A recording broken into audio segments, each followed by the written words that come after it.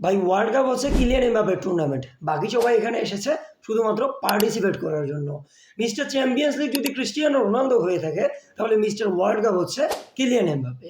আগের বছর Kylian Mbappe যা করে দেখিয়েছে এবং এই বছর কিলিয়ান এমবাপ্পে যা করতেছে, লিটারালি আনবিলিভেবল।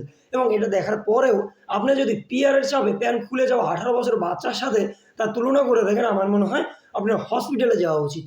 এই ওয়ার্ল্ড কাপে কিলিয়ান এমবাপ্পে লিটারালি সমস্ত রেকর্ড ভেঙে দিবে। মোস্ট গোলের রেকর্ডও ভাঙবে, মোস্ট অ্যাসিস্টের রেকর্ডও সে ভাঙতে পারে। মানে এটা সে কিভাবে করে, মানে প্রত্যেকটা ম্যাচে সে ব্রেস স্কোর করতেছে।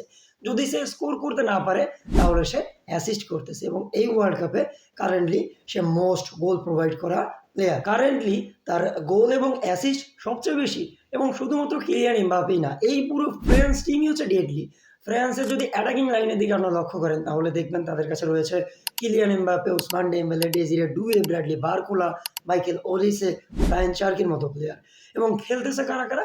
খেলতেছে রাইট উইঙ্গে ওসমান ডেম্বেলে, লেফট উইঙ্গে ব্র্যাডলি বারকোলা এবং স্ট্রাইকার পজিশনে কিলিয়ান এমবাপ্পে। তাহলে মাইকেল ওলিসে কোথায় খেলতেছে? মাইকেল ওলিসে অ্যাজ এ ক্যাম্প খেলতেছে, অ্যাটাকিং মিডফিল্ডার, এবং সে সেই পজিশনেও অসাধারণ খেলতেছে। আজকের ম্যাচেও সে 2টা অ্যাসিস্ট করেছে এবং বর্তমানে সে টপ অ্যাসিস্ট প্রোভাইডার। এবং এই টুর্নামেন্টে সে 5টা অ্যাসিস্ট করে ফেলেছে। শুধুমাত্র অ্যাসিস্টই করেনি, দরকার পড়লে সে গোলও করতেছে। এবং আজকের ম্যাচে সে যে অ্যাটেম্পটা নিয়েছিল বাইসাইকেল, সেটা যদি গোল হইতো, আমার মনে হয় এই বছর পুস্কাস অ্যাওয়ার্ডটা সেই পাইতো। সেটা পোস্টে গিয়ে হিট করে এবং সেটা গোল হয়নি, এবং সেখান থেকে ওসমান ডেম্বেলে আবার সেটাকে মিস পর্যন্ত করে ফেলেছে। এবং এর পাশাপাশিও সে যে শটগুলো নিয়েছিল, গোলকিপার যদি সেই সেভগুলো না করতো না, তাহলে আজকের ম্যাচে স্কোর লাইন কাইন্ড অফ 7-1 হইতো, আমার যেটা মনে হচ্ছিল। না হলে 8-2 পর্যন্ত হয়ে যাইতো। এবং কিলিয়ান এমবাপ্পে যে বলগুলো পোস্টে হিট করেছিল, সেগুলো যদি গোলে কনভার্ট হইতো, তাহলে তো এই যে স্কোর বোর্ড 11-1-এও শেষ হতে পারতো। এবং এর পাশাপাশি কিলিয়ান এমবাপ্পে এই ম্যাচে জোড়া গোল করেছে এবং প্রথম গোল করার পর সে তার কোচের দিকে গিয়েছে, কারণ আগের ম্যাচটাতে কোচ সেখানে ছিল না, কারণ তার মা মারা গিয়েছিল। এবং এই কারণে কোচ ফ্রান্সে ফিরে গিয়েছিল, এবং এই কারণে কিলিয়ান এমবাপ্পে তার প্রতি অনার দেখিয়ে এই গোলটা তার সাথে সেলিব্রেট করে। এবং তার পাশাপাশি ব্র্যাডলি বারকোলার জায়গায় এই কয়দিন খেলেছিল ডেজিরে ডুয়ে, এবং ব্র্যাডলি বারকোলাকে যখন থেকে চান্স দেওয়া হয়েছে, সে তখন থেকে জ্বলে উঠেছে এবং সে গোলও করতেছে। এবং এই যে ফ্রান্সের অ্যাটাক লাইন, এই ফ্রান্সের অ্যাটাক লাইন শুধু ডেডলি না, এই ফ্রান্সের অ্যাটাক লাইন দেখে আমার মনে হচ্ছে তারা হচ্ছে বুচার। তার সামনে যাকেই পাইতেছে তাকে কোপাইতেছে।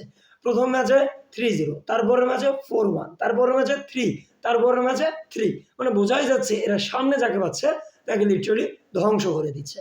এবং এর পরবর্তীতে তাদের মুখোমুখি হবে কে?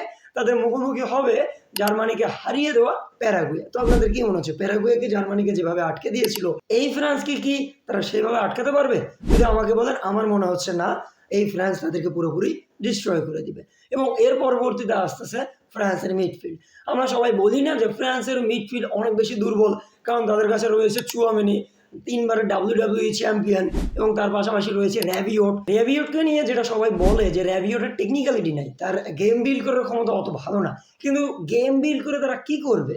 তারা দিচ্ছে ফ্রান্সের ডিফেন্স লাইনকে সলিডিটি, এবং গেম বিল্ড করার কাজটা করতেছে মাইকেল অলিসে, যেটা সে বায়ার্ন মিউনিখে করেছে অ্যাজ এ রাইট উইঙ্গার হিসেবে, ফ্রান্সে করতেছে অ্যাজ এ অ্যাটাকিং মিডফিল্ডার হিসেবে। এবং যদি মাইকেল অলিসেকে কখনো তুলে নেওয়ার দরকার পড়ে, তাহলে সেই জায়গায় খেলে ডেজিরে ডুয়ে, এবং যদি ডেজিরে ডুয়েও না খেলে, তাহলে খেলবে ব্রায়ান চার্কি। মানে বোঝাই যাচ্ছে এই ফ্রান্স পুরোপুরি সলিড। এবং ফ্রান্সের ডিফেন্স লাইনের কথা যদি বলি, তাহলে ডিফেন্স লাইনে রয়েছে সালিবা, ওপামেকানু, কুন্দে, মালো গুস্তো, এবং এই পাশে রয়েছে হার্নান্ডেজ ব্রাদার্স। এবং আজকে থিও হার্নান্ডেজকে আমার মনে হয় রেস্ট দেওয়া হয়েছিল, এবং সেই জায়গায় অন্যজনকে স্টার্ট দেওয়া হয়েছে। মানে বোঝাই যাচ্ছে এই ফ্রান্স টিম অনেক বেশি সেটেলড, এবং তারা নিজেদের প্রতি অনেক বেশি কনফিডেন্ট। তারা সামনে যাকে পাচ্ছে তাকে লিটারালি ডিস্ট্রয় করে দিচ্ছে। এবং এই টিমকে দেখে অনেকে 2014 সালের জার্মানির সাথে তুলনা করতেছে, অনেকে 2002 সালের ব্রাজিলের সাথে তুলনা করতেছে। আমার মনে হয় তাদেরকে তুলনা দেওয়ার কোনো দরকার নেই। তারা 2026 সালের ফ্রান্সই ভালো আছে, এবং তারা যেভাবে গেম বিট করতেছে, তারা যেভাবে সামনের টিমকে ডিস্ট্রয় করে দিচ্ছে, আমার মনে হচ্ছে এই টিম এত তাড়াতাড়ি থামবে না। অ্যাটলিস্ট সেমি ফাইনাল পর্যন্ত তারা যাইবেই।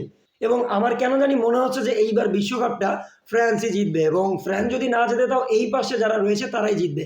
কারণ আপনারা যদি এইবারের ওয়ার্ল্ড কাপের নকআউট বা রাউন্ড অফ 32 দিকে লক্ষ্য করেন, তাহলে দেখবেন এটা কাইন্ড অফ চ্যাম্পিয়ন্স লিগের মতো হয়ে গিয়েছে, যেখানে এক পাশে সবাই ডেডলি টিমগুলো পড়েছিল, এবং অন্য পাশে শুধুমাত্র বার্সেলোনা পড়েছিল এবং আর্সেনাল পড়েছিল।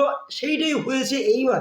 যেখানে এই পাশে ব্রাজিল, আর্জেন্টিনা, ইংল্যান্ড পড়েছে এবং এই পাশে France, Spain, Portugal, Croatia, Germany এবং সবাই পড়েছে। এবং এটা দেখে আমার এটাই মনে হচ্ছে যে এই পাশ থেকে যে টিমটা উঠে যাবে সেই টিমটাই হয়তো এইবার বিশ্বকাপ জিতবে। এবং আমার প্রেডিকশন হচ্ছে এই পাশ থেকে আসবে ইংল্যান্ড এবং এই পাশ থেকে হয়তো ফ্রান্স যাবে। আপনাদের কি মনে হচ্ছে কমেন্ট বক্সে অবশ্যই জানিয়ে দিবেন।